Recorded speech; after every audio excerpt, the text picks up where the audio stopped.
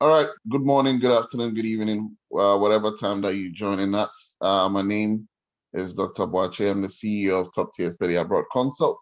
And today we have the opportunity to have Mr. Michael Doe here. Mr. Michael Doe went through Top Tier Study Abroad's program, and he's currently studying in the US. Today, I've given him all the 10 topics he'll be taking us through so that we can all learn about his experiences, what he's currently doing on campus. He will share his life, he'll share his journey with us and his working experience throughout the entire program. Please, if we are 99 people here, as soon as we hit 100, we might not be okay. We've hit 100, so please, if you get kicked out of the room and you are not able to come back to the room, please, we are live on YouTube, so you can join via YouTube. So, guys, again, thank you all for joining. We are live on YouTube, and I thank you all for coming. So, um, the house rules, yes. Please make sure you are muted. Please make sure you are muted. If we mute you, please do not unmute yourself.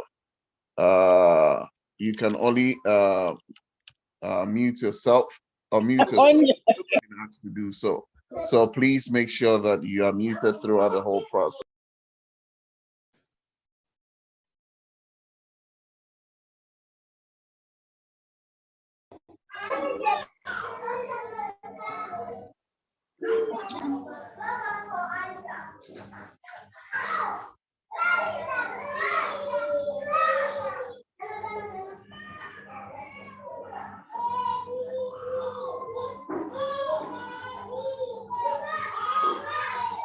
All right, guys, please mute yourselves. Please mute yourself. I keep on muting people and they unmute themselves. So please stay in mute. All right. So also Annette will be putting our YouTube channel link in the chat box. Also, if you've not joined our WhatsApp platform, this is a very fun opportunity for you to join our platform. If you are not following us on all our social media handles, please make sure you do so. Currently, other students have already joined watching on our YouTube channel. So please, if you want to, if you get cut off, you can join us via YouTube. And thank you. We've hit 100 people. Again, if you get kicked out and somebody gets in, you can follow the webinar live on YouTube. Again, we've hit 100. So if you want to follow us, please do so via YouTube if you cannot get back in. All right, Mr. Doe, please introduce yourself. The floor is yours to talk through the 10 points. When you are done, we open up for question and answers. Thank you very much. Okay. I hope everybody can hear me though. Loud and clear. All right. Please, if you can hear him, you can put yes in the chat box. Yeah. So a very good afternoon to each and everyone on here. My name is Michael Doe. I'm from Ghana. I'm studying my master's here from in the University of Finley. I'm studying environmental health and safety management. So Doc called me, I think, yesterday and told me about how he wanted us to talk about the processes, about, I mean, some 10 things that you have to, most important things that you have to go through before you get to America here to study. So he told me to talk about firstly the application process. So firstly, I think I called Doc. You know, I heard from him from another friend, and then I told him that I wanted to just study in America and live in America, and he said, oh, he could help me out. So fast forward, we started the application. He applied like 3-4 schools for me. And then, you know, I was in a haste because, you know, I didn't have the time because, you know, a lot of things were going on in Ghana, and then I didn't have the time to wait. So when my first school came, which was the University of Finley, I told him to go ahead with it. I didn't even wait for the other ones to even come through for me to get the results, right? So I got to University of Finley. I got a scholarship for just $2,000. So through that process, uh, what did we do? When I got the admission letter, I got, it's called the I-20, right? So when I got the I-20, we had this discussion, on how to go about some things, about some documents that we needed. Doc sought me out with all those documents and all that, and then to the visa application, right? He had one guy who helped me out, in Ghana when he wasn't around. So Cornelius. So we started application through this United States website. So I did this my DS 160. I don't know, I've forgotten the name. It has this US, application stuff. So when we were working on that, I was also, putting. They were also working on some other documents that I might need. And then, with the school, you have an exception to book for an emergency, because the dates that the dates that they give you are like a year ahead. Like 2023. Your interview date is going to be like in 2023, and then the school was going to start like I think January thereabout. So we did an emergency, and then luckily for me, I got an earlier date. I think it was December. Yeah, I think it was December 20 something, right? So when I got the date, I told Doc about it. He already knew, but the pressure that Mr. So I had to let him understand what was going on here. So I told him about it, and then he told me that we should have a mock, interview, like a mock interview, because there are some questions that most of the time the visa officers, they do ask, right? So initially I thought like I could do it by myself, because I knew, Charlie, I'm just a hard guy, I'm just trying to come to America to study. So whatever question they bring up, I might be able to answer and all that. But I had the first mock with Doc. He asked me some couple of questions, and trust me, I flopped, right? I did really bad. Doc was asking me why I chose that course, why the school, who is sponsoring me, and the way I answered the questions, it was very, very appalling. So Doc gradually talked me through it. He gave me some points that I can make, some points that I can state, some really, really vital things that the visa officers needed to hear before they can approve my visa. So excuse me one sec.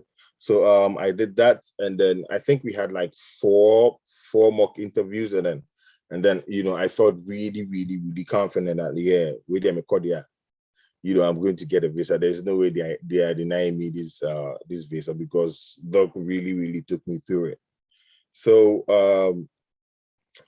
fast forward, I got my dates, my visa. I did the visa mock interview, everything, and then I was ready to go. So they booked me, I think, to Cote d'Ivoire.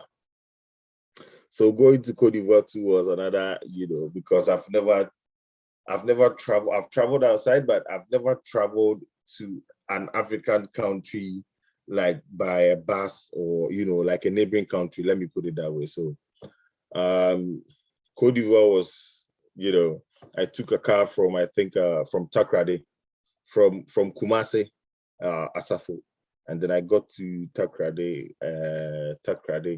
So when I got to Takrady, it was pretty late, and then they told me that yes, I can get a car from here to the border town. The border town is called Hafasini. So I got I took a car from Takrady to Hafasini. That was like 2-3 hours journey. I got there, and then I crossed the border, right, by water. There are some people you can take flights. You know what I'm saying? You can pick a flight to it's not only crossing the water and more, like you get it to Cote d'Ivoire, you can take a flight if you can afford it.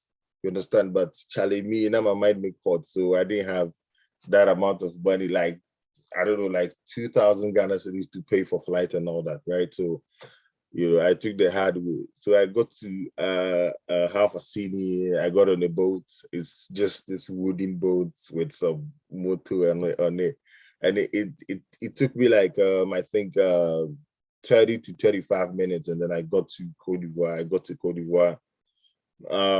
Somebody came to pick me up, but I had to make another journey from Cote d'Ivoire border town to a place called Aboisseau. So when you get to Aboisseau, you have to pick another car from Aboisseau to a place called Gonzague, right? So I got to Gonzague, and then someone was there to like I was hosted. I mean, I was more like they are Ghanaians actually, so they'll make you feel at home, even though it's Cote d'Ivoire and they speak French and all that. But they are Ghanaian, so they help me out a little bit. Oh, not a little bit. I mean, they got me on my feet because now I am right, because I had a very long trip from Kumasi to Takoradi, from Takoradi to Half Assini, from Half Assini to to crossing the border, from the border to Aboisseau, from Aboisseau to Gonzague. You know what I'm saying? It was a very long journey to the but I'm funny easy, sir.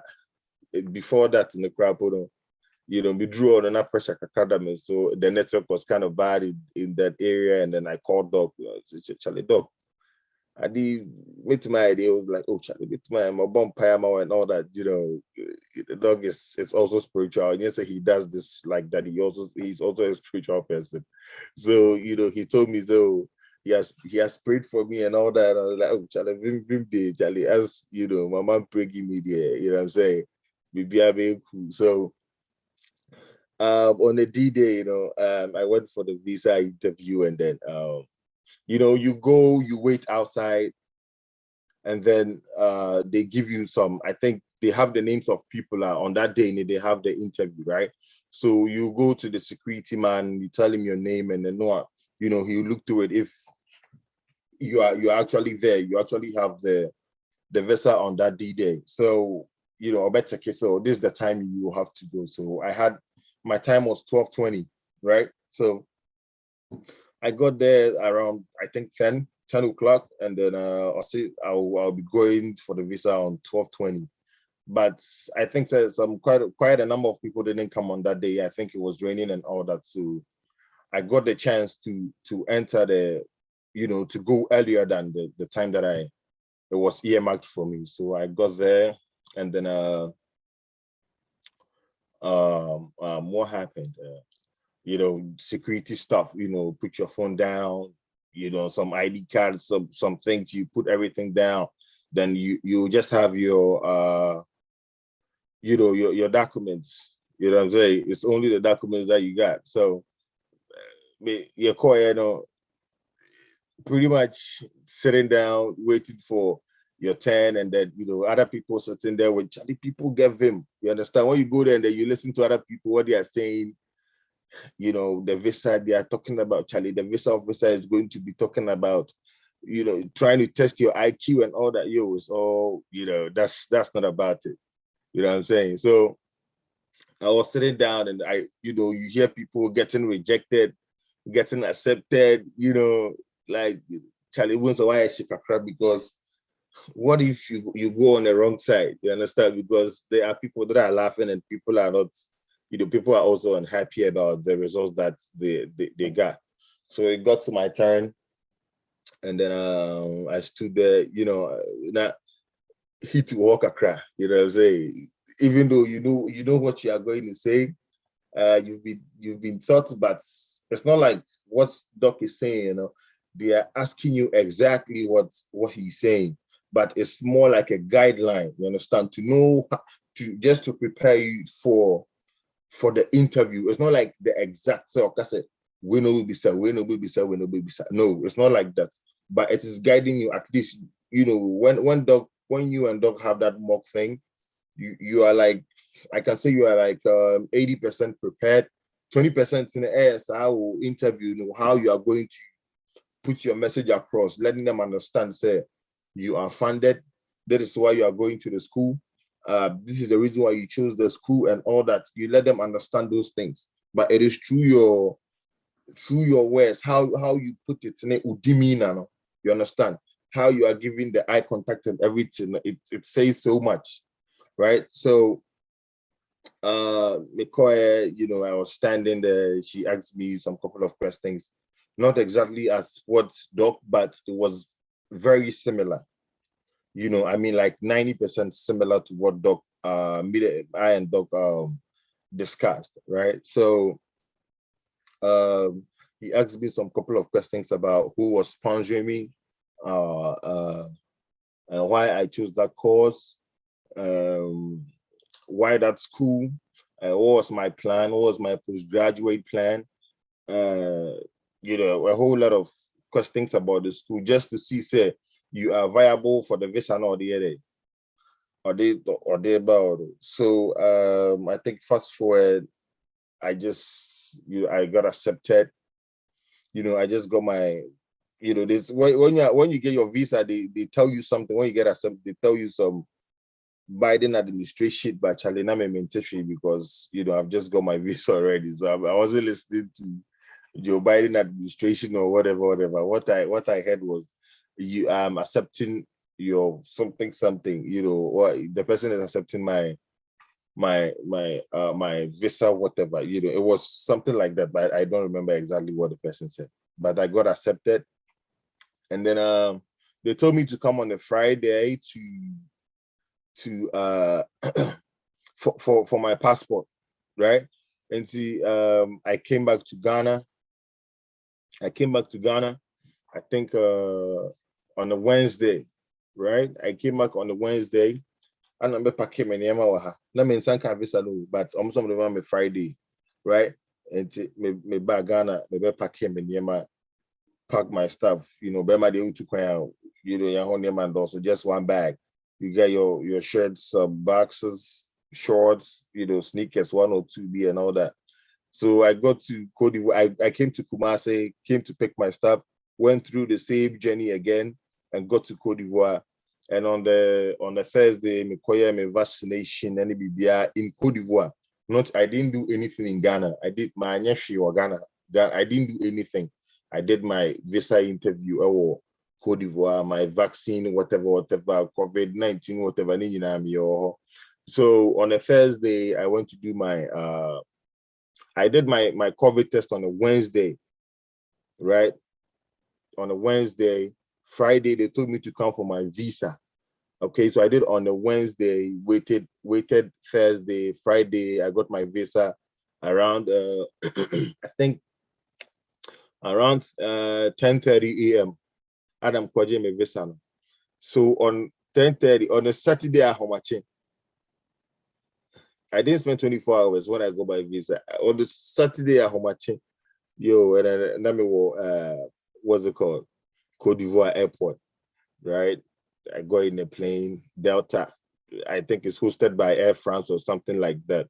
So I got in the plane on a Saturday, 12:55 a.m. Yeah, 12:55. So Friday, 12 o'clock to Saturday, 12:55 a.m. That is when I entered the, you know, the airport. I did my everything, you know, normal stuff. They check if your visa is valid, if your plane ticket is, you know, everything. So I just got everything through, sat in the plane, you know, plane it 2 years, spent some hours in the air. In no time, I checked a card and then I got to France. So me do France, you know. I had to make a transit in France. So we do France, you know, and also normal checks, you know what I'm saying? Normal, you know, where are you going? Where is your vaccine? They check, you know, they will check everything, you know, how it's going and all that. So I fast forward, I just, you know, you just go through some, should I say, mandatory stuff, right? it's something that is needed. You have to go through them. So I just did all those things, and then they put us in a bus in the straight to another part of the, I think, the airport, maybe at Delta. You know what I'm saying? Delta, then say you're coming straight to the US.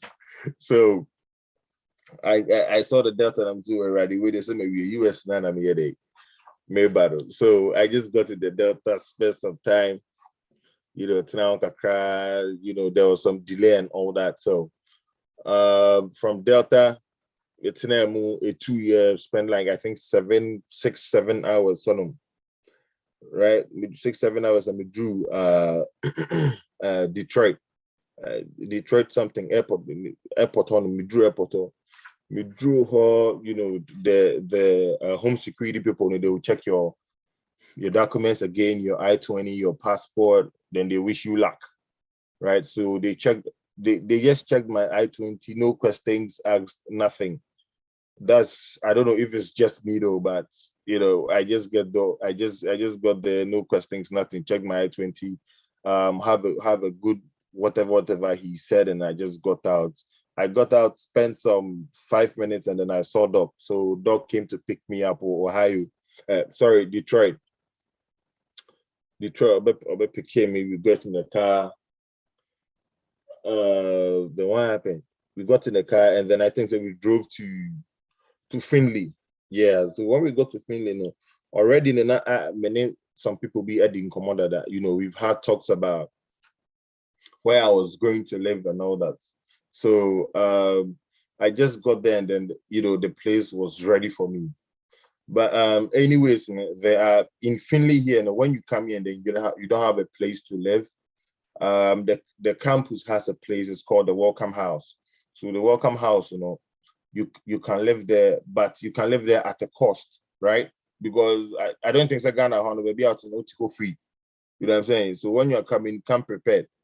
You know what I'm saying? So what's it called? You drew in Finley here, you know, when you get to the Welcome House, you pay an amount of money, and then you stay every day. There's an amount of money you pay until you get to what's it called? A place of your own. You understand? So that is more of a start, something to get you going, right? So I think that that's the housing aspects. And then studying in the USA is pretty much you know, you have all the things that you need here, right? You have internet, you have you know, people that are ready to listen to you, lecturers, you send them email, they reply to you, you know, they don't stress you, they don't you understand.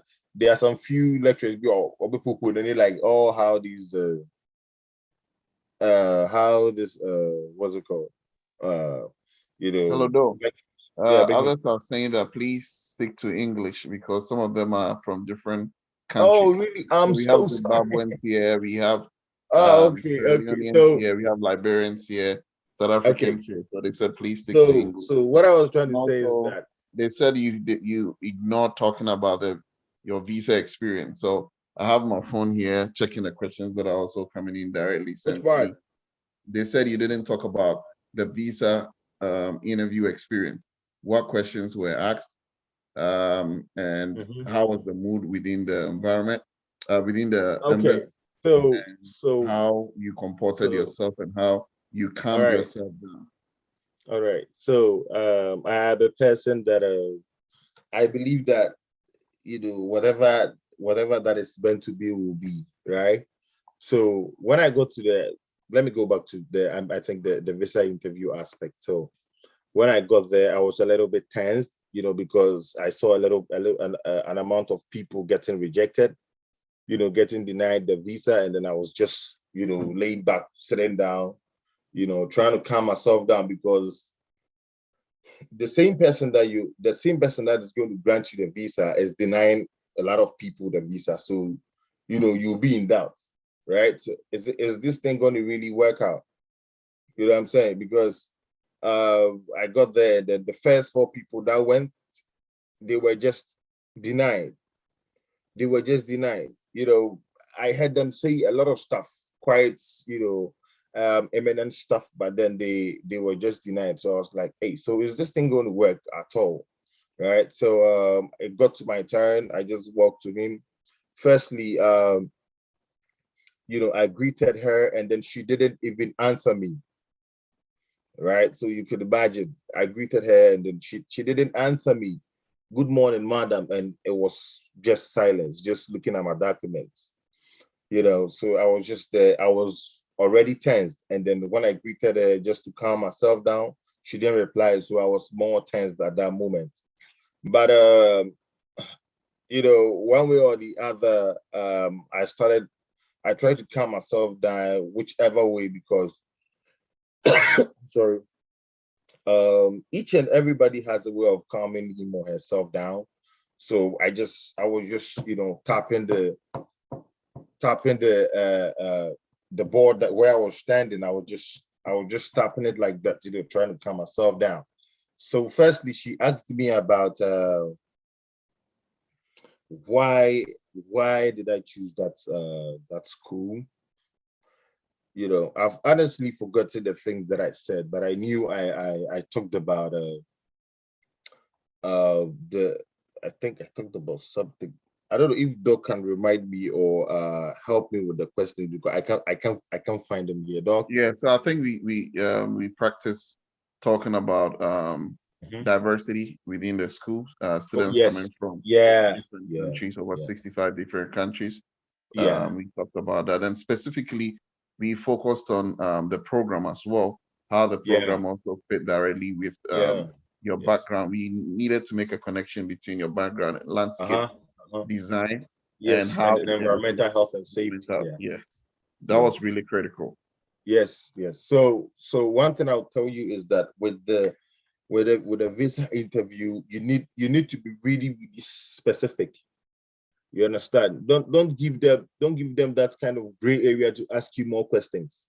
If you give them a gray area to ask you more questions, that is like, it means you are not putting in much efforts. You understand? For instance, when you are asked who is sponsoring you, you just don't say your father or your mother, right? You have to explain what they do. You understand? To let them understand that yes, they can afford paying your fees. To let them understand that your family is financially stable to help you with your schooling, right? So when they ask you a question like who is sponsoring you, don't just say your father. It is my father that is sponsoring me. He is maybe you put his work there, maybe how long he has been doing the work, other jobs that he have, probably maybe you can add your mom as well, right? Depending on who is sponsoring you, right? So so you add the businesses that your father does, you explain the businesses, to let them know you really understand and know what your father does. Please, you get what I am trying to say. So I think that is the most important thing. And then tension, there's a lot of tension there, because it's a visa, it's a United States of America visa that you want. Okay, so obviously there's going to be tension. So I'm not going to deny that there was tension, but you need to find a way to calm yourself down. That's it. Just know how you answer your questions. Be specific. Be very, very specific. Don't use words like the school is very good, and then they have a lot of activities and other things. When you talk about other things, you've given the person an opportunity to ask you again, what other things? You understand? That puts a lot of pressure on you, because initially you are having a lot of pressure already. You understand? So you shouldn't give them that space to be asking you a lot of questions. If you are exact, if you are specific with the questions, with your answers, they won't ask you a lot of questions. So I think that is what I can say about the interview aspect. So I don't know what else, Doc. If there's something you would like me to add or remind me of something, I'll be glad.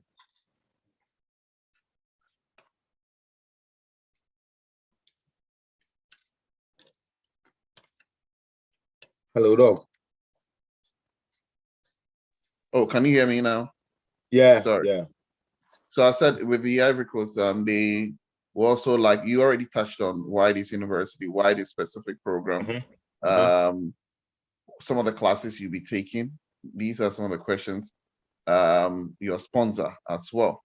The other questions that I'm also Yeah. getting here is that can you also talk more about the payment plan? So what's his name again? Josh or Joshua. Well, they also want to know about the payment plan. What are the payment plan that was made available for you in terms of For tuition the payment, paying your my tuition? fees, my fees, Yeah. my Yes. fees, right? Yes. Mm-hmm. Oh, okay. So with the fees that you have, they give you a payment plan, which is they divide your semester fees into three, right? So you each month you have an amount of money to pay depending on the course that you are doing. So me, I have I was supposed to pay $7,000, right, in the first semester. Okay. So with that $7,000, they divide it into three. So you first month you pay 2,000 something, second month 2,000 something, third month 2,000 something. Okay. That's a lot of money though. So uh so it's that is how they put a payment plan. And then how I pay when I got here, I think when I got here, I think I got a job in the first week in the school. It depends. It depends. Not everybody can get a job like as fast as I got it, right? So it depends. So this is how I paid my for the first semester. I didn't pay any money. I didn't pay any money to them because I didn't want to, you know, I didn't have much money to be paying 2,000 something every month. Okay, even though I had a job, but the job was paying for my rent because I wasn't sleeping on a I wasn't on was it campus what's the name? I wasn't on the campus settlement, right? So I had like an apartment, so I have to pay my own rent. So the work that I was doing, I was using it to pay my rent, and then they kept reminding me of the fees though, right? They kept reminding me. So after I vacated, I started another work. I started another job here in Finley, and then I'm using that to fend for my fees. So I think we are clear on that, right? Doc, is it okay? Yes, we are clear on that. Yeah. So, Is there any other question? okay. So the other question is, please, can he talk about faculty to student relationship? Oh, well, faculty to student. Okay, so well, they, here in the US, in Finley specifically, they are very good. Anytime you need help, they are going to help you out. I've never had any challenge that I've never had any challenge that I didn't get help, right? Anytime that I needed help, you email the professors, you email whoever that you need, the person is going to reply you with answers. If you still don't understand and you want to meet the person in, tete-a-tete, you can meet, talk you through, let you understand whatever that you is on your mind and all that. So faculty to student relationship is pretty it's good. It's good compared to where I'm from. It's amazing. So yeah, that's about it. So the other student also wants to, it said when you are talking about that, it was in local parlance or local dialect. So can Uh-huh. you talk about finding an apartment on campus? How were you able to find an apartment? Okay. As I said initially, before I came here, I got in touch with a friend here. It was even through Dr. Butcher that I met that person. So I already talked to the person about a place that I could lay my head, and the person said, "Oh, I can just." He was leaving this place, an apartment that he has. That is where I am right now. So he was living in this place, so I could replace him and pay the rent. right? And there's another way, which I said that when you come to Finley, we have a place. It's called the Welcome House. So the Welcome House, you live there at a cost. Okay, it is not free.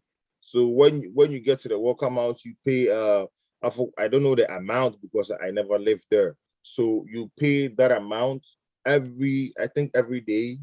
You pay an amount until you get an apartment of your own, right?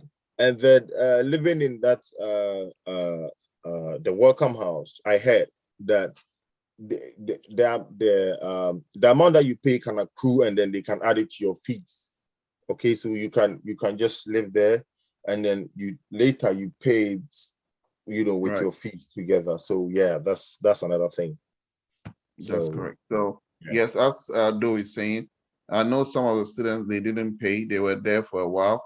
They did not pay. They waited till they were done. That they've moved out. You can stay there for 2 weeks so that you can use that space or that time to look for an apartment. Apartment. So Yeah. it doesn't necessarily mean you need to Yeah, that's right.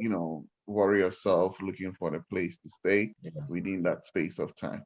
So Yeah. that is not um, something that you have to really stress yourself on. The other question is, did you get any scholarship as part of your application? Oh yes, I said it earlier. I got a $2,000 scholarship. So yeah, Okay. I did. All right. So right now the Zoom room is open. Emmanuel Kangnam, please unmute yourself and ask your question. Please only unmute yourself when you have been given a chance. Please, you can raise your hand now to ask your questions.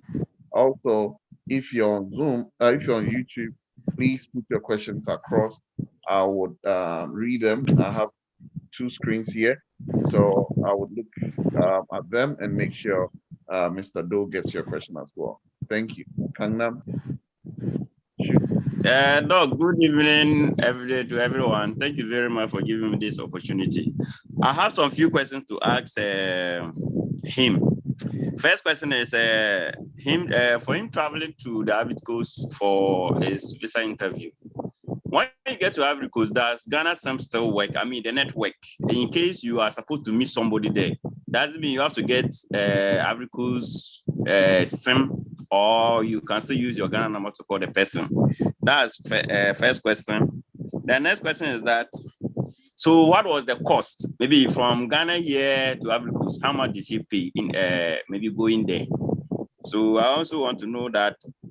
And then, Doc, you answered the question on, he said with the view about why that university, you answered that question, but I'm not clear with it. Maybe if you can come clear, like, why did you choose that university? So maybe you could answer better for us to also understand. Maybe in case we also go there and that question pop up, we'll also be able to maneuver ourselves out. The next question is also that he also made mention of staying on campus for some days and paying daily, and also getting your apartment. Now I want to know, paying daily at the campus apartment and finding your apartment, which one is more expensive? Thank you. That's a good question. So your first question is about The cost involved. network. No, he talked No, about the network. Yeah, the network. yeah. So with the network, I use MTN, right? And then when you travel outside Ghana, the network changes to whatever roaming service that they have there, whatever roaming service that your MTN network has in that country. So when I got to Cote d'Ivoire, my network switched to MTN CI, right? That is a MTN Ivory Coast. So you have to buy, I think, bundle, right? Like normal bundle, but that one it costs more. It's like you have to buy like around at least 40 Ghana cedis, right? When you buy 40 Ghana cedis, you get some bundle to make like WhatsApp call. So me personally, the person that I was contacted, it was on WhatsApp. You understand? We made calls on WhatsApp. So I used my MTN SIM. I bought MTN credits on it, with my mobile money. It all works there. When you get to Cote d'Ivoire, your phone, your mobile money works, everything works, but you can't withdraw in Cote d'Ivoire. But you can use that amount of money to buy credits, right? But you can't withdraw in Cote d'Ivoire. Everything works, but you can't withdraw in Cote d'Ivoire. You need a lot of credits to make international calls, right? Like to call back home, you need a lot of credits, say like 50 Ghana cedis or 40 Ghana cedis to make calls. So that's about it. And then secondly, you talked about I think traveling to the place. So with traveling from Kumasi to Takrady to Hafasini to Cote d'Ivoire,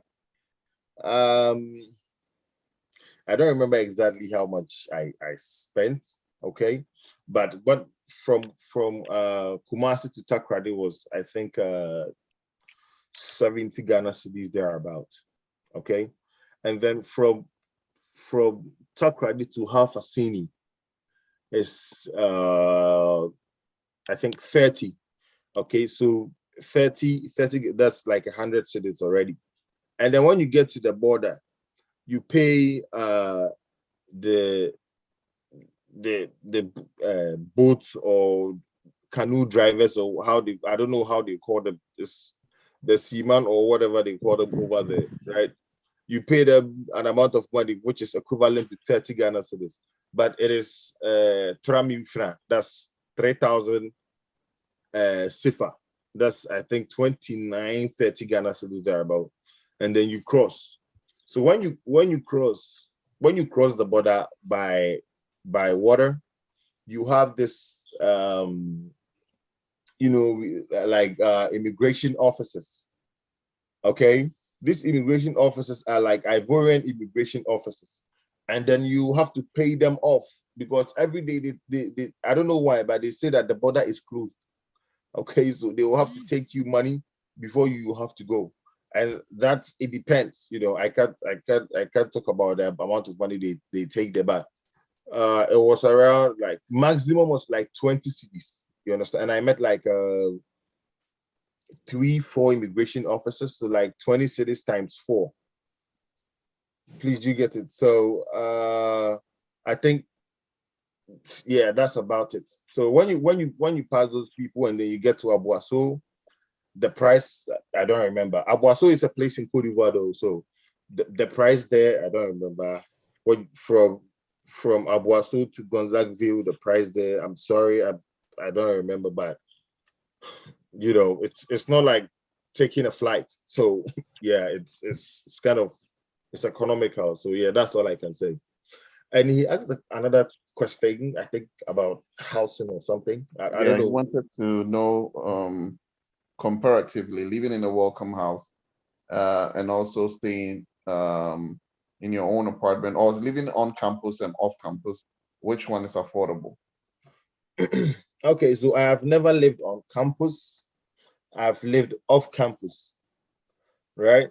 And here, for where I live right now, I live with a roommate, right? He's also a Ghanaian. He's not here right now. He's in Atlanta. So we share, you understand? Me and him pay $550 every Please mute yourself.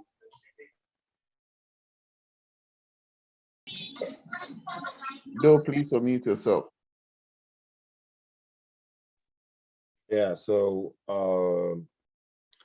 here I pay $550 for 2 people though, 2 people in one apartment.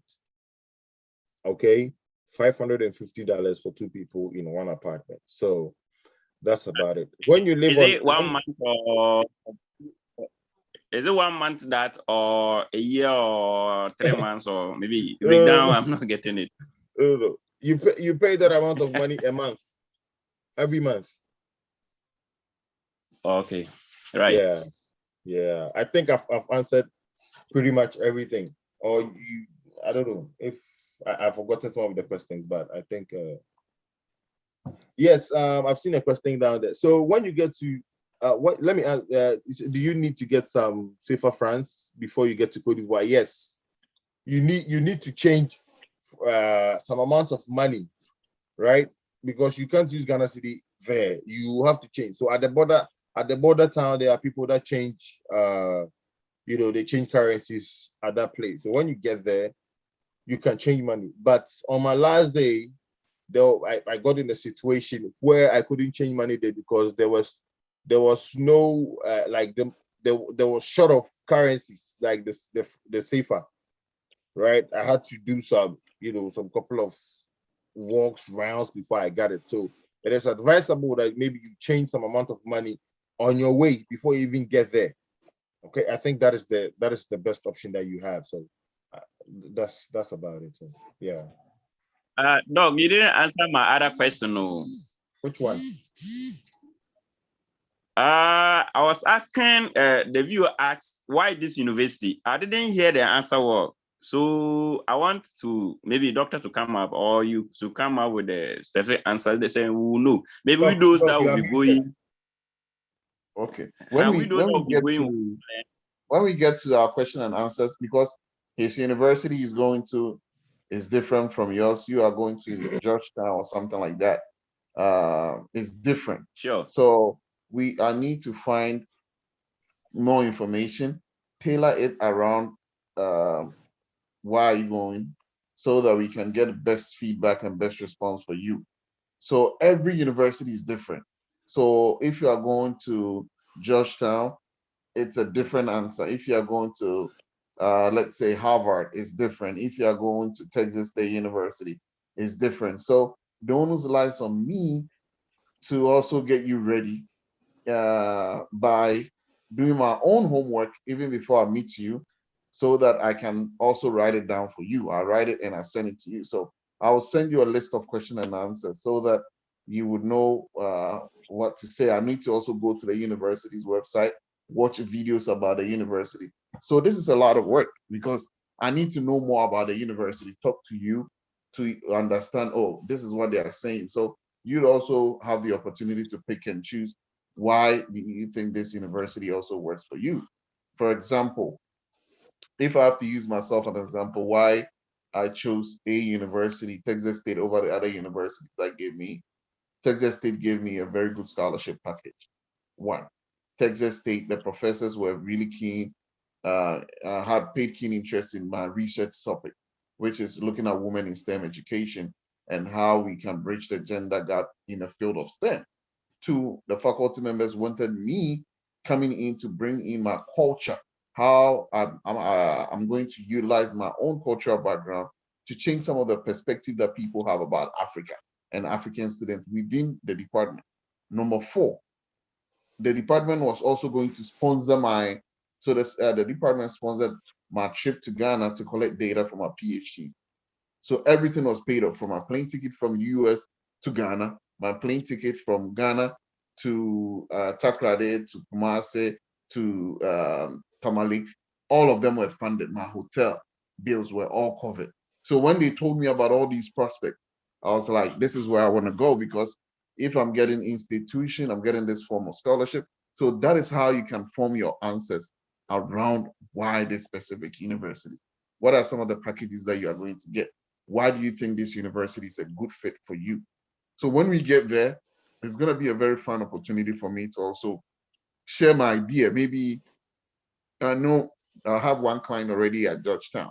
How can I'll talk to the student and be like, what are some of the things that you like about Georgetown? They tell me, I bring it on board and we all formulate the answer. Okay? Yes, sir. I'll be very glad to hear from you soon, Doc. Oh, sure. When is your interview? I net booked September, is it 20th? Yeah, September 20th. Okay, so we are waiting for emergency appointment, so you can go earlier, right? Sure. All right, so let's see what questions are here. So though someone sent me a private chat, let me read it. Please, how much is the vaccination at Cote d'Ivoire? What is, okay. Yep, that's what the client sent to me. So It's been a while. It's been like yeah, but I'm trying to 7 months. 7 months. It's not easy. Let me see. 20. It was around 25,000 CFA or something. Please 1 second. Let me check something. Yeah, it was 25,000 CFA. 25,000 CFA. Yeah, that's like I don't know, like $40. Wow. Yeah. And also, right now, coming to the US, you don't need to do any COVID test. No, Now, no. So with that, you see, when you pick when you're on a flight, that's a transit. oh yes, yes, yes, that's true. Yeah. So regardless, you come into the States, if it's direct flight, you're good. But If it's Delta, but United, you are good. yeah, But you're if you good. have to pass through Amsterdam, they will Yeah, check before you board. Yeah, Amsterdam, France, France don't mess up. They hey, can delay you for 2 weeks if you oh don't know. yeah, yes, they did. I remember they did someone, yeah, Yes, they did yeah, it to one of our clients yeah. So that she took only one vaccination. It was supposed to be two. She took yeah, one shot, so she has to stay in a hotel for 2 weeks. for 2 weeks Oh yeah, 2 weeks before at they your own allow her cost, to at so your own cost. you Yeah. pay. So yeah, so you have to make sure of that. Okay. So I think there are questions in the chat box. Let me read them so we can go through them. Oh. So how long did it take you to get a visa after the interview? 1 week. 1 week. Okay, good. Yeah. So those who picked their visas last 2 weeks, they interviewed on Wednesday, and they picked it up on Friday. So when it's Okay. getting to the start of school, things start getting different. So if you have already been vaccinated in Ghana, you don't need to be re-vaccinated in Ivory Coast. He did his test and everything over there So you based just do on, the test. Yeah, you yeah, do the test and since he then was you. flying from there. Yeah. So without admission, you can book. No, you can, if your admission is not in, if you want to book for emergency appointment, is no, because you need to submit your I-20. But if you just want to pay and get a date, you can do that. But paying, like submit an for emergency appointment, no. So please, is the road to Abidjan safe? Do a lady need someone to accompany her when going to Abidjan? Oh no. It's safe. It is. It's safe. Yeah, Yeah, because I definitely. didn't have any experience of it's safe. Okay. So if you are a client, what we try to do is that we partner students to go. If right now we have more students going together, like recently, even today, 3 people went together. 3 people. They just By sent bus. me, yes. Oh. No, by plane, sorry, by plane. Oh, Sorry, okay. by plane. They just sent me a picture that doc, we are here. So by plane. So by bus, if we get people that are going by road too, we will let you know that these people are going by road. So if you want Yeah. to join, So you can join. one thing, by road, it's really tiresome. You understand? It's very tiresome because you'll be in a lot of cars, you know, potholes. Should I say? I mean, you understand when you stay in the car for too long, your thighs, your knee, your feet, everything, over bread. So it's tedious. So you need to understand that. So if you want to take a car, be ready for things like that. So that's it. On the interview day, per your presence in the room, how many questions were asked approximately?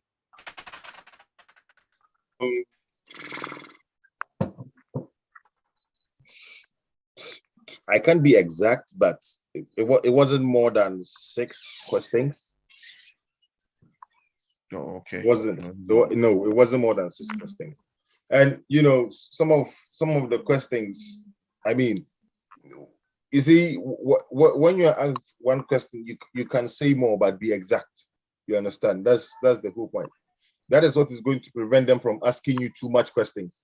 So, you know, it was less. Like, I mean, it wasn't more than 6, 5. It wasn't. So yeah. So if you've studied the terrain very well and the amount of questions that are being asked in Ivory Coast, you would understand how to respond to these questions. Yeah. As though was saying, if they ask you about who is sponsoring you, you say your mother. What is your mother's name can be one. And then what does she do for a living? To bridge that gap or to prevent several questions at being thrown at you, it is imperative for you to understand how to respond to all these questions. And guess what? The visa officer there is there to protect, number one, the interest of the US. Two, you are not the only person they're serving. So maybe there are about 20 something students in the room. They want to finish everything up and go to the next person or go to the next task they need to do. Mind you, other people are also sending their visas, their visa application through DHL. They have the visa interview waiver process that they need to, after the interview, they also need to take care of. So please, when you get there, you don't need to waste their time. Again, you don't need to also bore them because they will just deny you and then they will call the next person. And when they deny you, they don't have time to call you back and say A or B or C. It's next, then the person, they will not even look at you.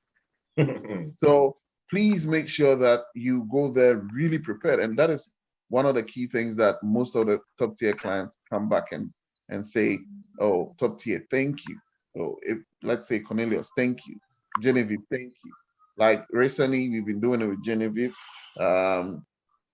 Genevieve has been helping me out with the mock interviews, and we've seen a lot of success. As I said, last 2 weeks, 3 people got their visas. Some of them are even online right now.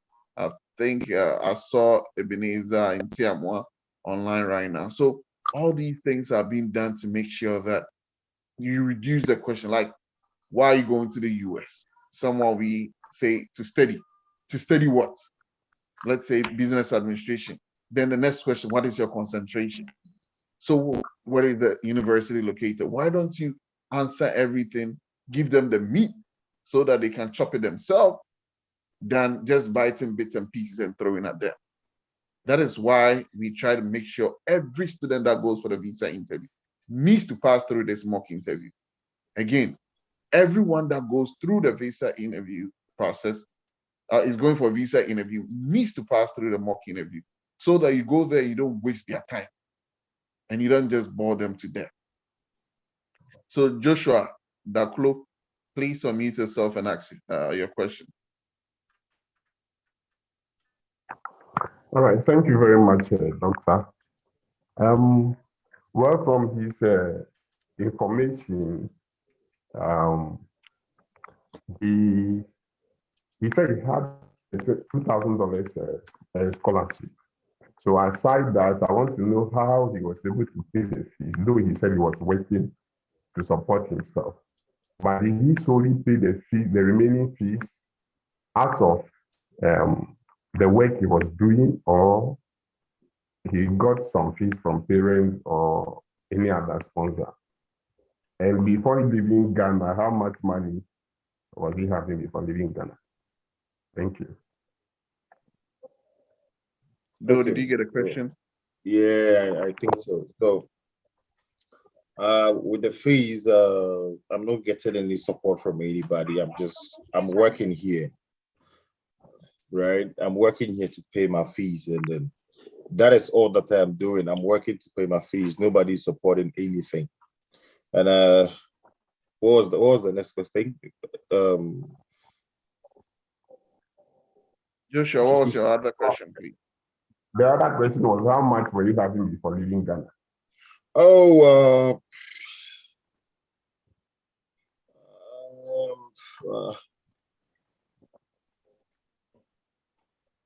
I had around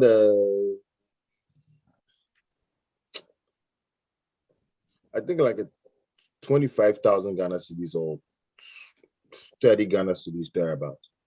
Yeah. Okay. 30,000, 30,000, sorry, 30,000 Ghana cedis. Okay.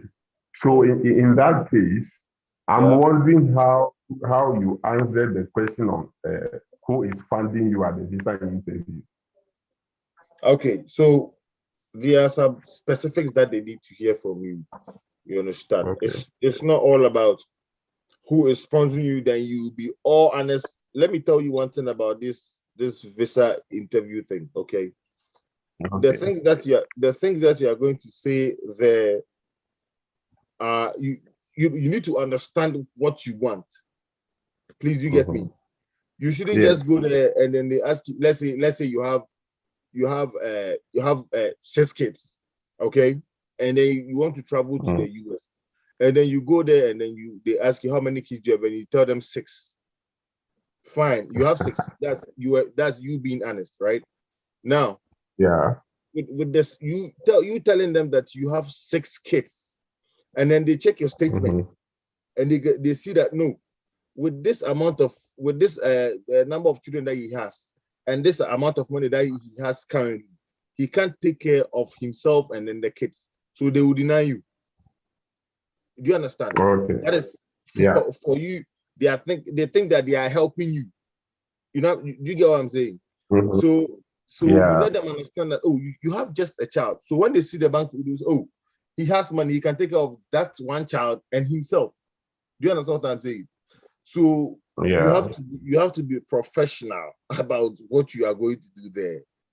You know what I'm saying? It's not just about so the fact that, let's say, I had 30,000 Ghana cedis. I told them that I had 30,000 Ghana cedis. No, the visa interview in the US is Gina Hoji. I mean, you know, I don't know how to put it for. I mean, yes, we get it. Instant. You understand? Yeah. It's instant. So so there are some things that Doc knows what I'm talking about. You understand? Doc will, once you are ready, We understand what you are saying. We understand it. Thank you. That's right. So it's not about don't be too honest there, please. It will mess you up. I'm telling you. Okay, I think I'm so happy about the explanation. Okay. Because usually this is what has been holding us back from sometimes pushing further. Yeah. So, Yeah. very much. Yeah, it does. It does. But I hope I was clear. Yeah, that's okay. It's fine. All right. That's about it. All right. The other question is, my class start date is on 22nd August, but my visa interview date is on the 30th. Aside emergency booking, is there any other alternative to help get an earlier date for my interview? So let me let you know this, Gabriel. If you don't get an emergency appointment, don't worry. There is no need to panic. You can still go for the visa interview. You don't need to worry yourself that, oh, my interview date is this, my interview date. No, just let the university know, and then they'll get you a letter. So when you go, you can give it to the visa officer. So don't worry about that. So let's go to Kojo. Please unmute yourself and ask your question.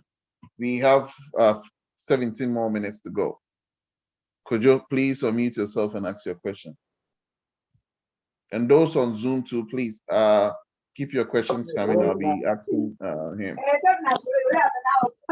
Hello. Hello. Yeah, hello.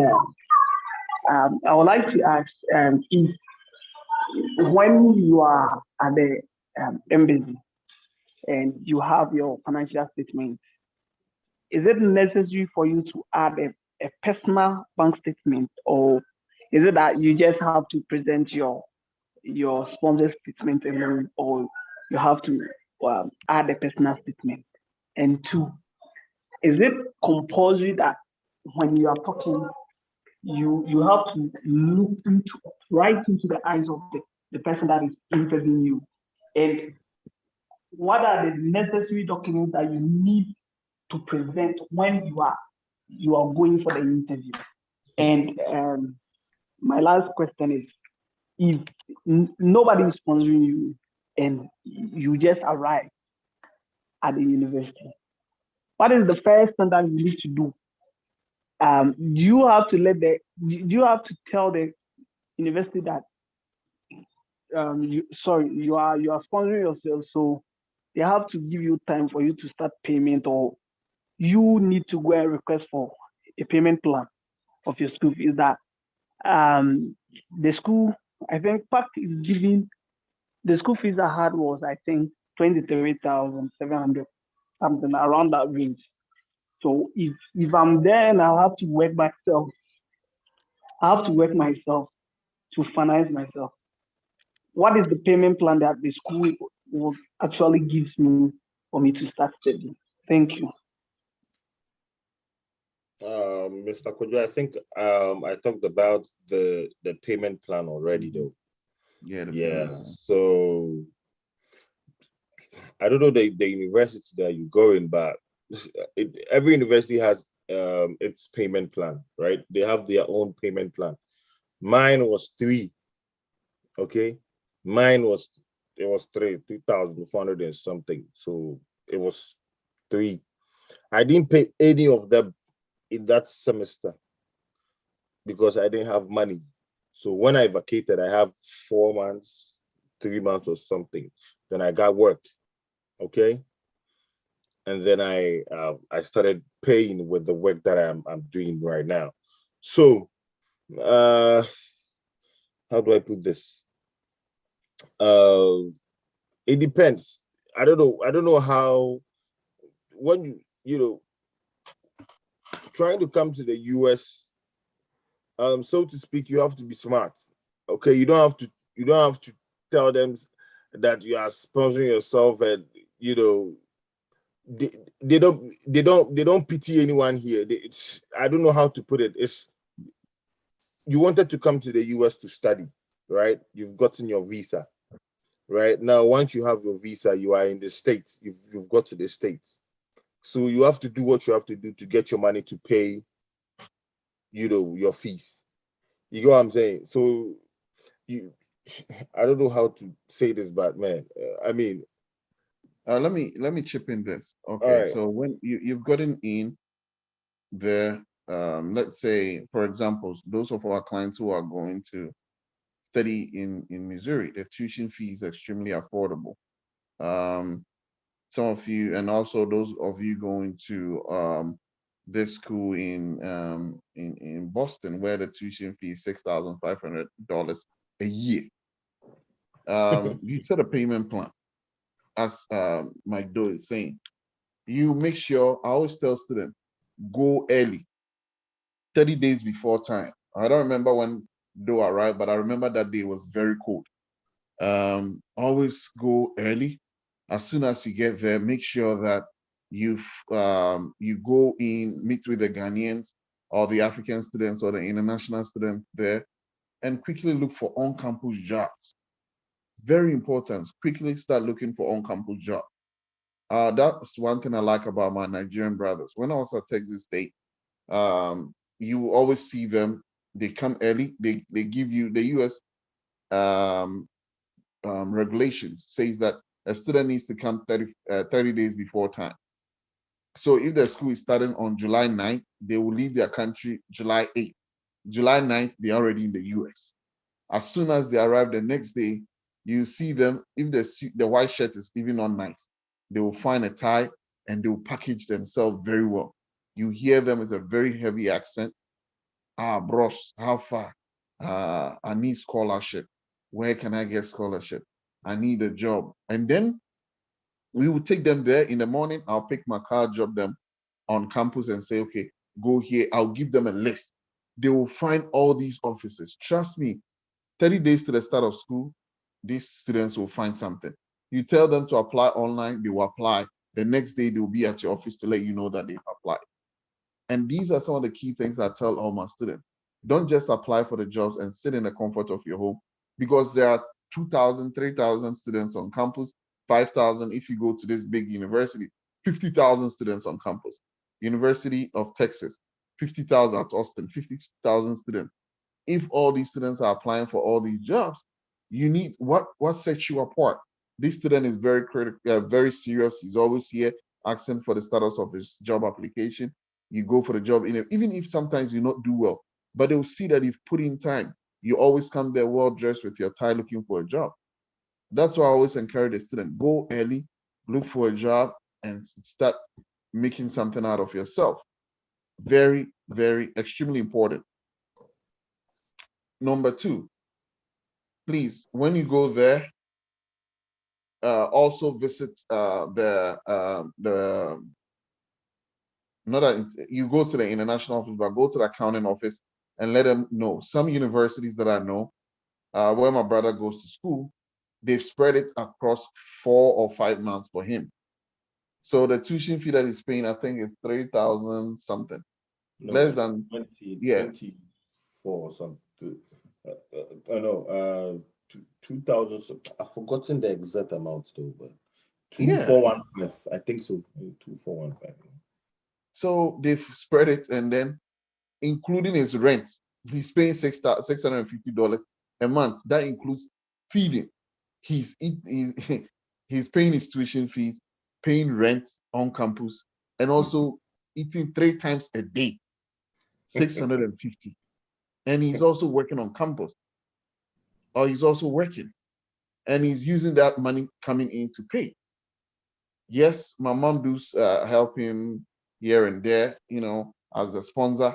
But he's telling my mom, I have found a job on campus, so stop giving me money. You understand? As soon as he found a job, he told mom, I'm okay now. And the same thing, he arrived 30 days before time. I took him to school and he started looking. Okay, so please make sure that you are not, yes, your sponsors are there. I know one of my clients, he's already paid his 1 year fees. Even he overpaid by $2,000. Overpaid by $2,000. Mm-hmm. So there are people, some of my clients, one girl, she got funded, and the funding is even $5,000 more than her tuition fee. No, $7,000. The tuition fee is $12,000. She got $19,000 funded for a year. So she has like 5,000 to roll over to the next. Sorry, 7,000 to roll over to the next year. So all that Mike Doe is saying is that set the payment plan. Go early, get a very favorable payment plan, and go for it. And as I'm saying, my brother's school, the MBA program, that is the one that is a little bit expensive. Even that one is just $1,000 more than the computer science program. So please make sure that you understand the whole dynamism of payment plan. So Kwadwo, do you have any questions, or Chris, or Mimi, or Gabriel can also pose their question? Okay. So if maybe I have another question. Maybe I booked some appointment, and the appointment goes around December, and I'm supposed to give. I was supposed to start class, I think, on the 11th of January, or I think on the 4th of January. Yeah. So, is there any way that we can settle for me to get an emergency appointment date for me to go? If you are a client, we do it for our client. If you want to work with me, that okay, right now I have my I-20, doc, I want you to finish the process for me to help and come in and do A, B, C, D for you. We can sit down, negotiate, and then we will take the next step forward. So if that is something that you want us to help you with, why not? And how much will that cost me? That's the services that I have to put in. You can talk when we are done. So Annette will put my contact details in the chat box, and then after that we can talk about the next steps. Okay. Then please let her do it, because my battery is about to die. We are having a light out. All right, Annette, please quickly put my number in the chat box so we can talk. Thank you. You're welcome. All right, Chris. All right, Doc. Good evening, and Mr. Doe. Yeah, yeah. My question is, I think I have the interview guide with me, and question number 6. I was finding some difficulties about your sponsor's income. I think it is written here that you should mention the annual income as per IT returns filed and submitted to the university for your I-20. But later I got to understand that maybe the bank statement that you'll be given to provide to the embassy, I think that is on it, so you can say it to them. Or if there's anything further that I need more insights, maybe Doc can also let me know. Do you want to take it? I don't understand what he said. He said something You don't about understand. number 6. I don't know. I said I have the interview guide with me, and I have a question here. What is your sponsor's income? Please hold on. Which interview guide? You understand? Top tier study abroad consults. The interview guide.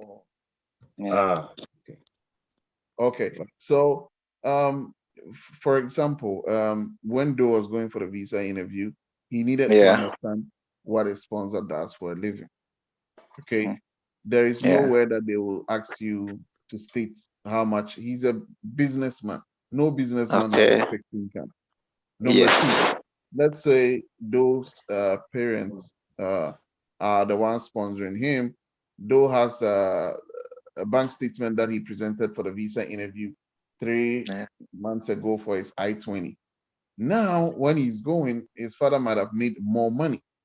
So the money in the statement would increase, or it can even decrease, but it still meets the minimum requirement that the university needs.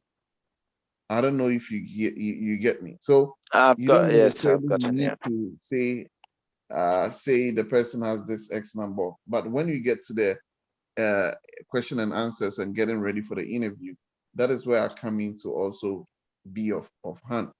Like I don't know, it's let me hold on.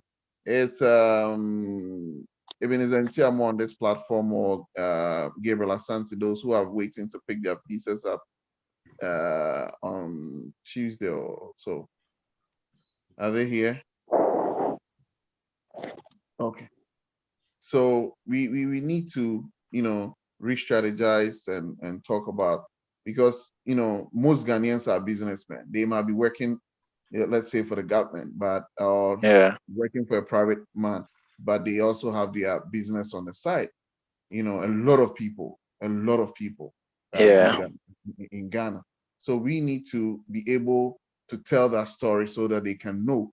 Because if you go there and ask you what does your father or your mom do for a living, he works for he's an accountant, and he has let's say a restaurant. You are not letting the visa officer, you're not giving the person the enough information for them to make a decision. You understand? I understand. So when you get there, we will cross that. I understand. And my second question is, Doc, I have my admission date on 10th August, which is next month. And I think today is 3rd July. So my date is not in for my interview because I booked my interview.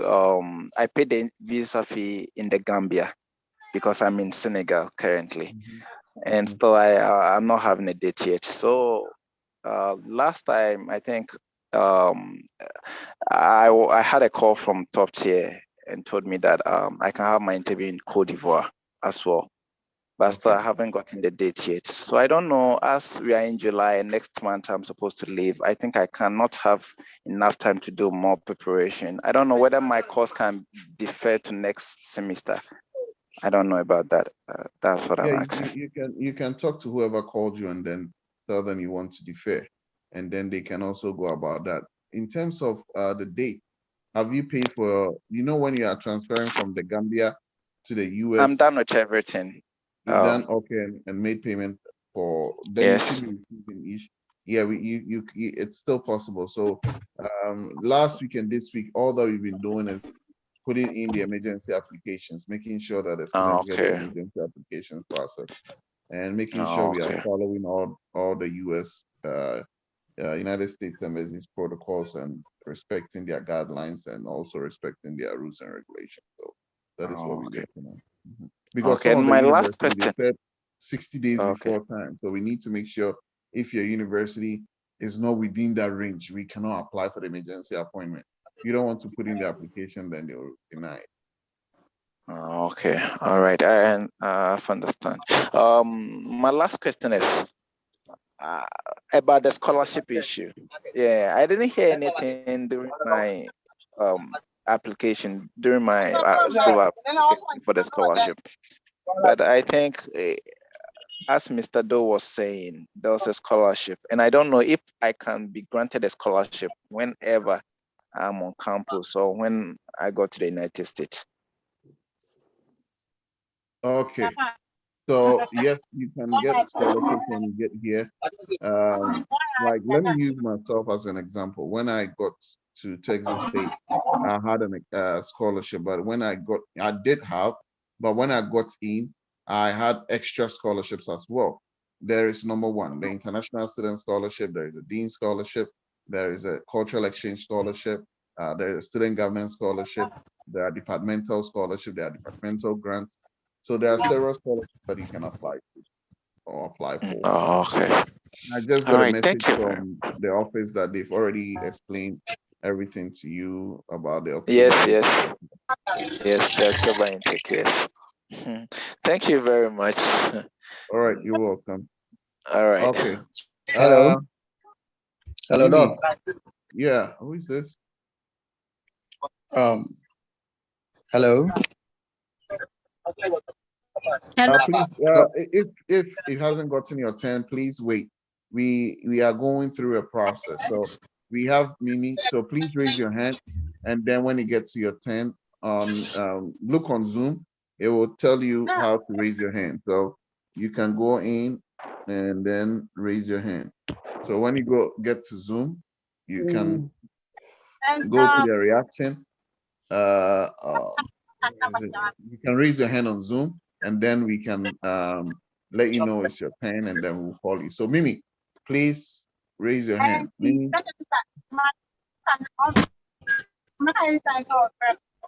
Mimi, go ahead. Good evening. Good evening, Mimi. Yes.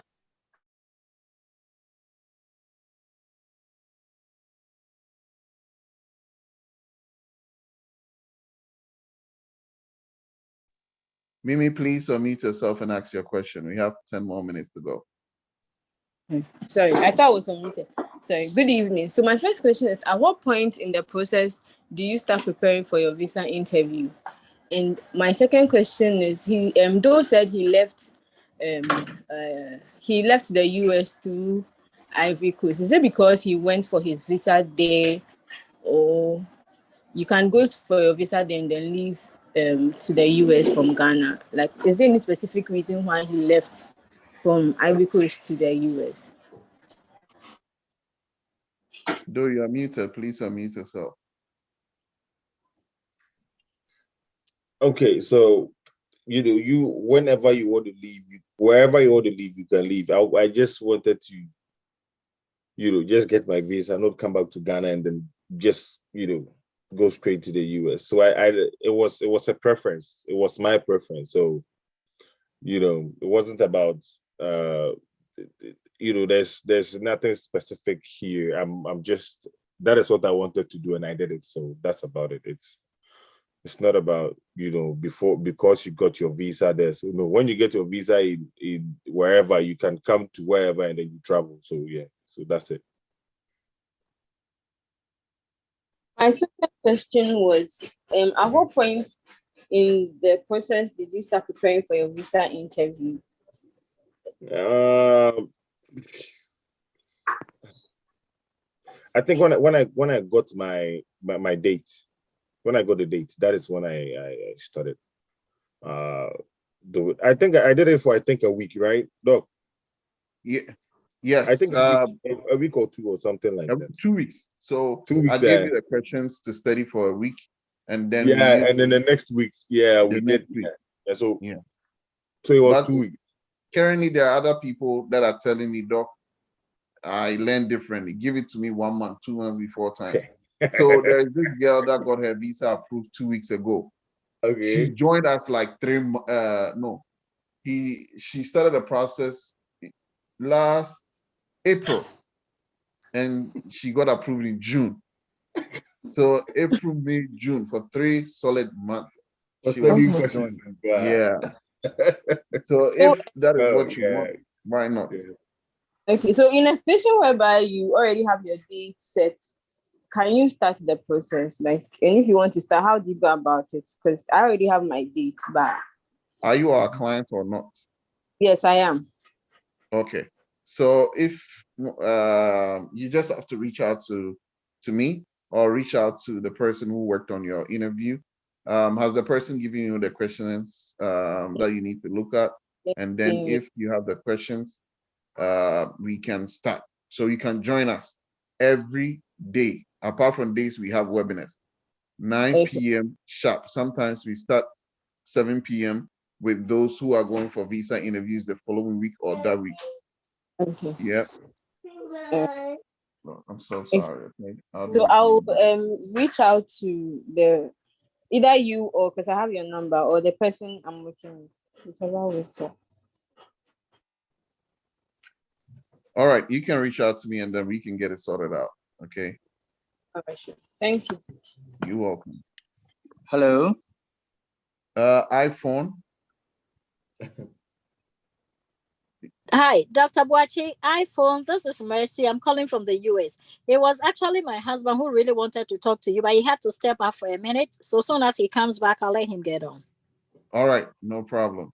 Thank you. Oh, actually, he's here. Okay. Yeah, Kweku, Dr. Boachi, ready for you. Yeah, Dr. Boachi, good afternoon. Good afternoon, sir. Yeah, this is Mr. Fuswamia. Noted, sir. Yeah, I have made a couple of calls, and I think I also did send a WhatsApp message, but I didn't hear from you. So when I had sorry. this, I was have like over 600 messages, almost 700. I'm digging through them every day. Oh. So I'm so sorry. Okay. Yeah. Yeah, so I would contact you after this. Yeah, when after the Zoom meeting. Sure. We have like give and take about 8 more minutes to go, and then, or let's say after the Zoom meeting, you just please give me a call, and then I'll talk to you. Thank you very much. Okay, thank you, Dr. Boachi. Thank you. Hello, Doc. Yeah. Can I go ahead with my question? Please go ahead. Okay, thanks for the opportunity given. My question is actually to you, Doc.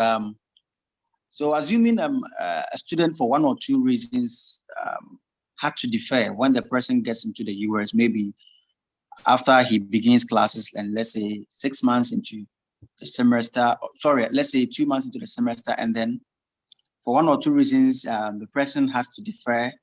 Can the person go ahead and defer and then maybe come back and then, continue? Okay, so yes, you can, but it depends on the circumstances why you are trying to defer, because they would like to know why you are deferring, and then because the immigration needs to know why you are deferring, because the university needs to also process it. So those would like tell you there is the international students office that you have to go to. They will give you a form, report the incident.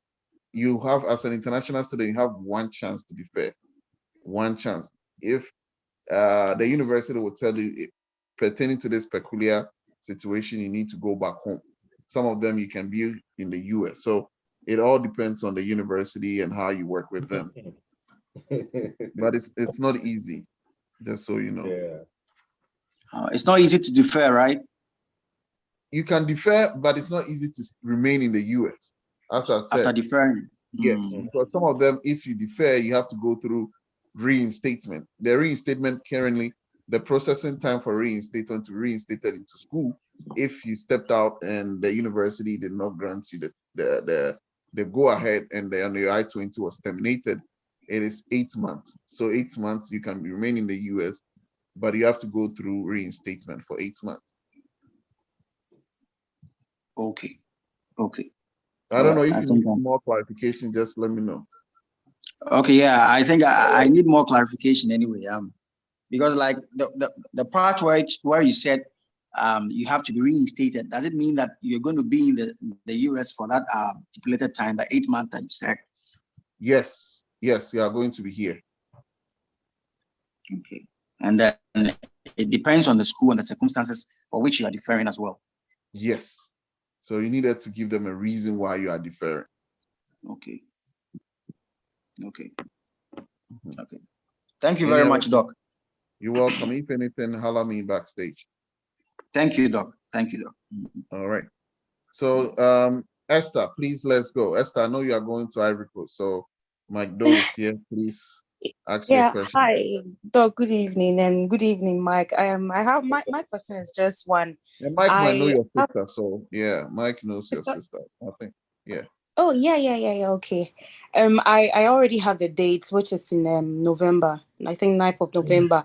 But now I know I'm supposed to pay. I already paid the visa fee, and I'm supposed to pay the service fee. But I don't know if I have to pay it before the interview or after the interview. I wasn't so sure. I just wanted to ask that. So you have to pay it before the interview. So okay, all right, sure. Yeah. Thank you very much. I think most of my questions has already been answered. So all right. Yeah, thank you. You got it. Anyone else? Hi, Gabriel. Mr. Osu. Hello, Doc. Gabriel, please hold on while this lady asks her question. Ladies first, please. All right. Hello, please go ahead with your question. Hi, Mr. Osu. It's Priscilla. Priscilla from Arizona. All right, Priscilla, please go ahead. Yes, I've actually was trying to actually connect with you when you were in Ghana, because I'm in Ghana right now. But I just was trying to find out the whole process for my husband. Oh, okay. Please, can you reach out to me? Let's say Arizona time. Well, I'm in Ghana right now. Oh, you're in Ghana right now. So maybe let's say I get back next week. 30 minutes after the webinar, please reach out to me, because someone already booked time to talk. So sometimes it can go a little bit longer depending on the responses. So 30 minutes after, please call me so we can talk. Okay, thank you. All right, thank you. All right, Gabriel, please go ahead with your question. Doc, good afternoon. Good evening once again.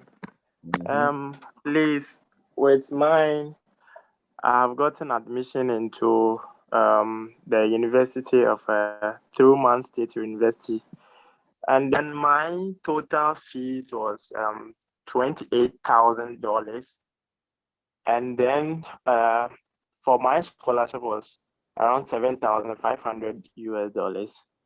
So within the calculated amount, I saw living expenses, which was 9,000 and something. I've forgotten the exact amount. So I'm just asking if when I get there, I get a chance and then I go to the United States, I will be paying this amount, which is 9,000 something, to somebody. I don't know whether they are going to give us 3 times meal or something. So I saw 9,000 something, and I'm not comfortable with the amount because I don't know how they calculated it, and they don't know how much I spend within the day or something. So I was a bit confused about the living expenses. And then my second question is, supposing I've got the chance to go there, and then maybe during vacation, I want to come back to Ghana to maybe to visit my parents. Is it allowed to, come back to Ghana for some few days break or something? And then my last question is concerning the student loan. Is it advisable for international students to, take a loan from the school or maybe the government or something? Thank you very much. All right, thank you, Mike Doe. You can take some of the questions and I can also take some, whichever one you want to take. He talked about living expenses and then the fees, right? So what you are seeing there is an estimated amount. that you can spend in the United States when you are studying with the school that gave you that I-20. Okay, so they are not going to give you any what's it called? 3 square meal or that I don't know. pertains to a different university. Yeah. Oh, okay. Here they don't do that. They don't. Most universities don't do that. Yeah, most in America, don't.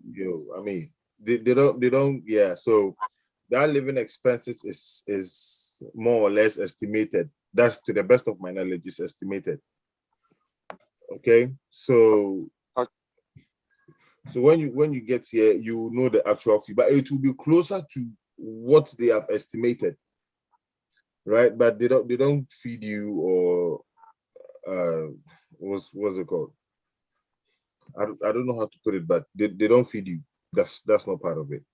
And then the living, when you are in the dorm or you are living on campus, that is where the living expenses come inside. But that food part is not it. So yeah, that's what I know. Okay. Any other question? The student loan, you can apply for student loan, but someone has to co-sign for you. There is a Salome loan. I've forgotten the other ones that you can also apply, but you need someone to co-sign in the US. That if you don't pay, they will take it from that person. So a lot of people would not even dare do it. So yeah, that is also. And then the vacation, my last question. Yeah, you can, as far as you can. Oh yeah, a lot of people are in Ghana right now. You know, you can. That one day, you know, once you when you stay. Wait. Let me tell you one thing. When you study, when you're in the school, you can. When you come here and then you don't go to the school, you can't. Oh, okay. You understand? Okay. Yes. So make no mistake. You understand? Yes. Yeah. Please. Yeah. Okay. So how do I get in touch with Doc, please? Because my interview date is 30th August, which is this year, next month. Okay, my number is in the chat box. Annette will put a number in the chat box again. So you can take a screenshot from there. But let me also ask this question. Someone on Lawrence Lye. Lawrence, I know, Lawrence, you have a full scholarship, including everything, to study in the US, $122,000 to study in the US. So I'll be bringing a student, an undergraduate student, next 2 weeks.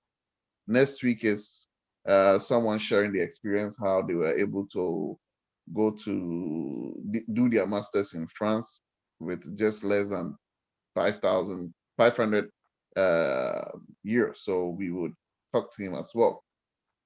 Also, okay. Yes, you can change your program, TN. Yes, you can change your program when you arrive in the US. I think some of the students went to Finley with MBAs and all that, and education. They got there, they changed into the environmental safety and health management program, which is a hot cake right now. In Finland? Yeah. Who's that? Who? Oh, you met him when we came the other day. Adolf.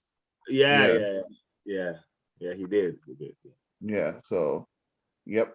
And then hopefully there are 2 other people who will also be going for the interview who would like to jump into the program when they come.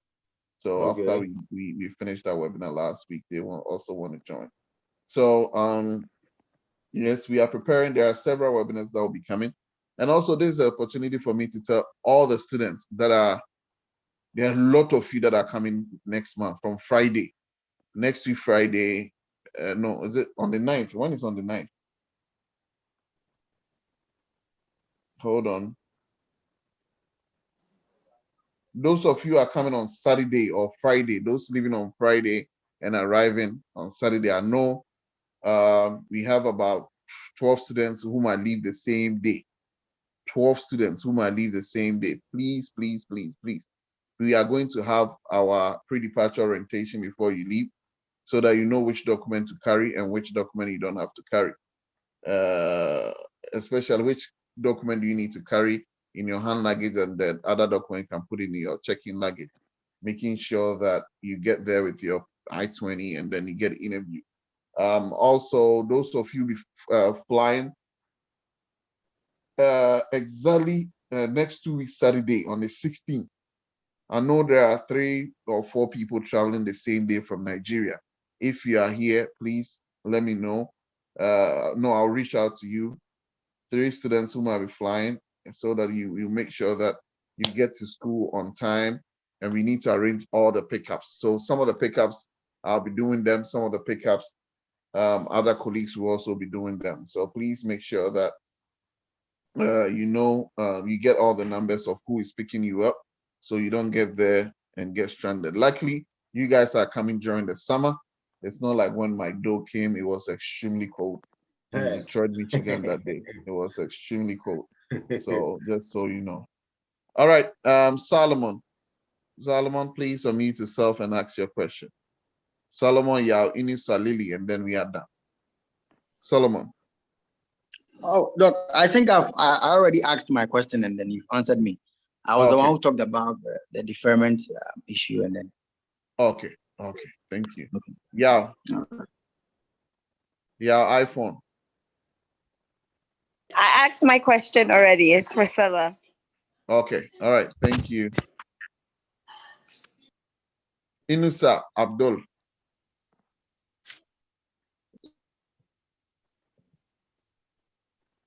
Hello, Doc.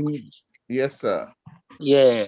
So I want to know whether the Côte d'Ivoire, is it the only route, the route he passed, is that the only route you can pass and go to the Côte d'Ivoire? And my second question is that, looking at my I-20, I think the fee is almost 48,000. So is it, can I afford to work but and you have pay scholarship. that? How much scholarship did you get? 15,000. 15,000. So, first question: is there any routes that you can take to Ivory Coast apart from what you did? If you have money, yeah, is there any other route? I know. When you get to, where are you coming from? Where are you coming from? I'm in the north region. North. North. Yeah. Well, I don't know much about North, but I think from where I passed, when you get to when you're in Kumasi, you can pick a car to a place called Elubo, all right? Elubo. Okay. Yes, Elubo, and then you can enter from there, from Elubo, and then the other route is where I passed. That is the Halfasini. Okay. Yeah, so that is the 2 routes that I know. Apart from that, I don't know any other route. So, yeah, okay, that's it. Yeah. Okay. And also, in terms of if you have money, you can take a bus to Accra or take a plane to Accra, and Accra to Abidjan, and then Innocent will pick you up. Innocent can also pick you up from the airport. Oh yeah. So it depends on how much money you have, if you can afford. Because I think so far it's only one person that has gone by air. I'll say 99.99999 go by road. Okay. Yeah. So if that is what you want, yeah. And also when we so get Doc, to Doc, my this my appointment, they made it 7th December, and I contacted Erica. He told me that they are booking emergency appointment. We are working on all that. That is what we've been doing since last week. We are doing it step by step, making sure that everyone can get in. Yeah, because if you don't do it like that, it's gonna be overcrowded. So we need to take our time. Okay, then you need to send me the possible question and answer, so that I will be studying them while waiting for the date. I think I'm going to the same university with like my boss that was talking about, Finlay University. Okay, so please reach out to Erica. Erica will send it to you. Yeah, Erica will send it to you. Thank you very much. Yeah. All right. Any Lily, please ask your question, and then we'll go to Gabriel, and then I think we still have we have Gabriel, another Gabriel here, Gabriel and Ebenezer too Hello, are Doc. here. Yeah. Okay, good. I'm here. This is Lily. All right, Lily, ask your question. Okay. Please, I've been to Sierra Leone a few months ago, and there was a medical problem. I experienced some medical problem there. And then I've tried another date. Fortunately for me, I got one emergency date. But it's very it is drawing nearer. I think it's 21st July. Oh wow. Yes, it's very close. So, and I've not had the opportunity to talk to you after coming back from Sierra Leone. I have some personal questions. Yes, some personal questions I want to reach out to you. Okay, we can talk probably tomorrow. You know, tomorrow is a holiday here, so I'll be home. So yeah, tomorrow will be the best time from 12 a.m. I wake up very early, but I'll be taking students who are going through the visa interview 3 in the morning. So let's talk around 7 p.m. It's okay. 7 p.m. No. Sorry, I was gonna say 7 a.m. here is 12 noon GMT. Please reach out to me, Lily. Yeah. Okay. So I should reach out to you around 12 in the afternoon, Ghana time. Correct. Okay. Thank you so much. You're welcome. Gabriel, last person, and then we are out. Doc, good evening. Good evening, Gabriel. Okay, so my first question is about the school. I was booked for 27th October, but we applied, I think, a month or 2 weeks now, a month or a week now. So, but the schools are still not yet in. So how do we prepare? Since you say we should prepare before we go. And the second question too is the charge your facility is charging. Which dollar rate should we take? Is it that as at the time that we're applying, or the current dollar rate? If you could be clear on that for me.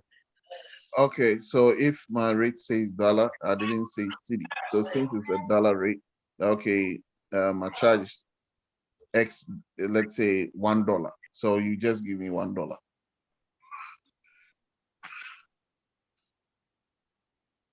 I'm not getting you. Okay, you asking about dollar rate for my services? Yes, exactly. Okay, that's what I'm saying, that I stated it in dollars. I didn't state it in city. So you bring me the dollar so that we can all be at the same par. Okay. I hope the that first question too. Please, what's the first question? The first question was, I've gotten an interview date for 27th October. But I think I applied, I think, on the first week of June or so. But the schools are still not yet in. Oh, you applied for the school first week of June? Yeah, I think so, yeah. Hey. So first week of June, please take your time. The school have to take time to go through the process. Like, it's the same thing like applying to Legon or other universities. It's a process. So everything will be fine. It's good that you already have your date for October, which is fantastic. So we always keep tabs on the school. Doe will tell you, I come there, I go to the school, make sure things are going. Sometimes I go there to even make sure everything is okay. Or if I-20s are ready, they will send it to the students whilst I'm there, you know. So please, as soon as we get any update, we'll let you know. Okay, sure. Thanks. Any questions before we go? No. All right, Sapon Evelyn, please, my contact details will be sent to you right away. If you've contacted me before, please, on WhatsApp, please contact me again now, Sapon Evelyn. Please contact me right away, and then we can talk.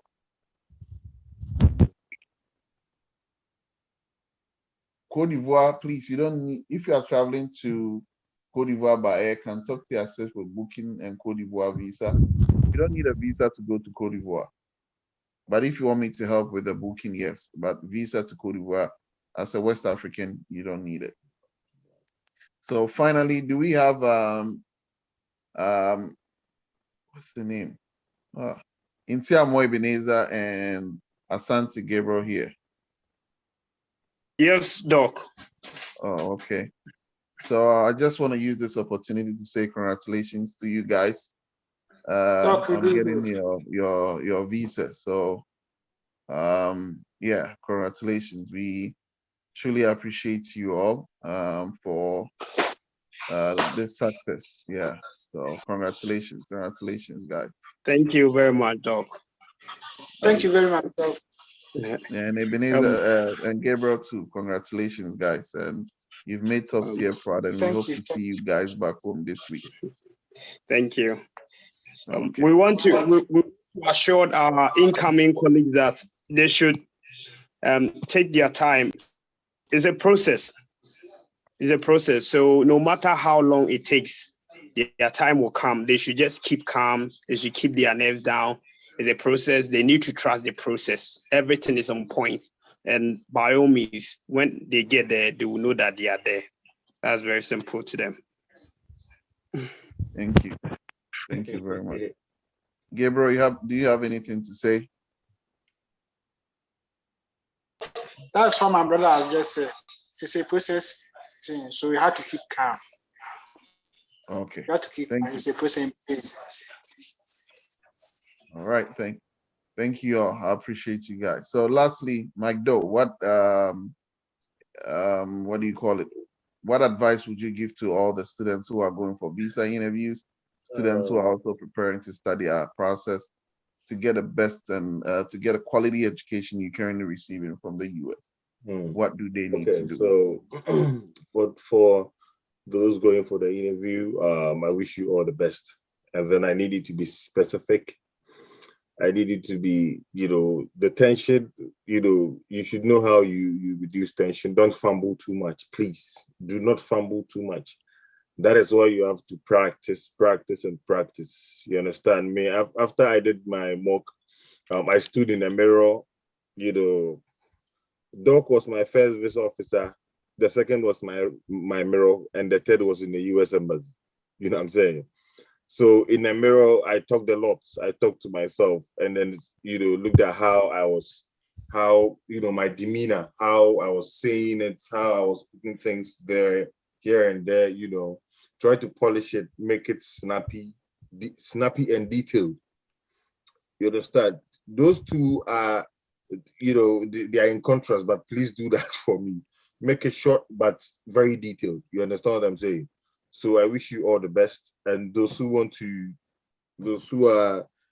like come here in the US and study, man, just do it.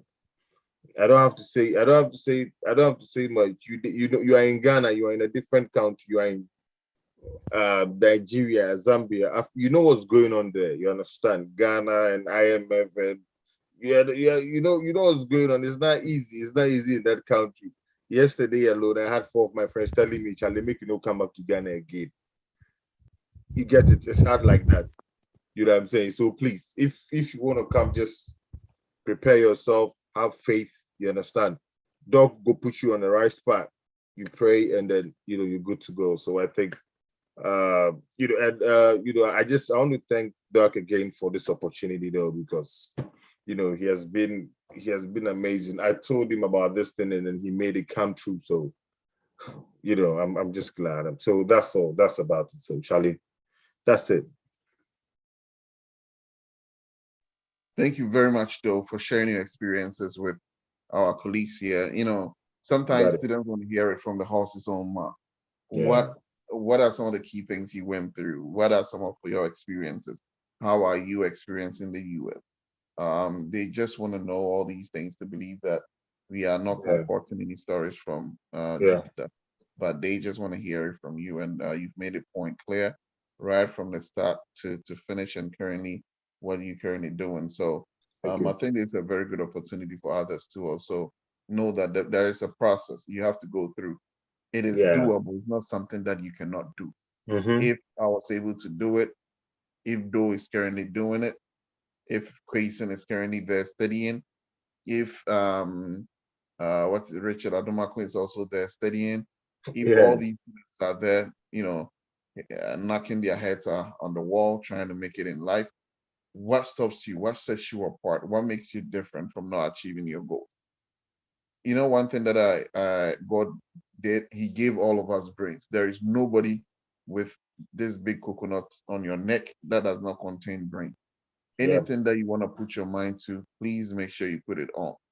If you need our services too, please make sure you reach out to us. We have an office in Accra, Takrade, Kumasi, Liberia, and the Congo. We have also partnered with Pace Move Consult in Harare, Zimbabwe, and we'll be coming down to Zimbabwe again. We are also going to pass through Ethiopia like we did. We are building a relationship with some consulting firms there that we would also be providing services to our brothers and sisters in Ethiopia. So please, if you need our services, mock interview preparation, if you need us to teach you how to write a very good statement of purpose, how to craft or design a very good CV that will be attractive, please let us know.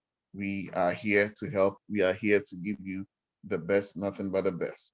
We thank you all for joining. Though, God bless you.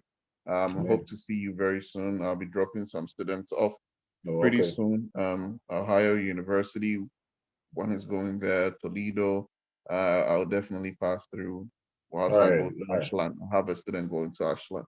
So all the best, and everyone, till we meet again next week, same time, same place on Zoom. God bless you all. Have a nice weekend. And all the top tier team, please remain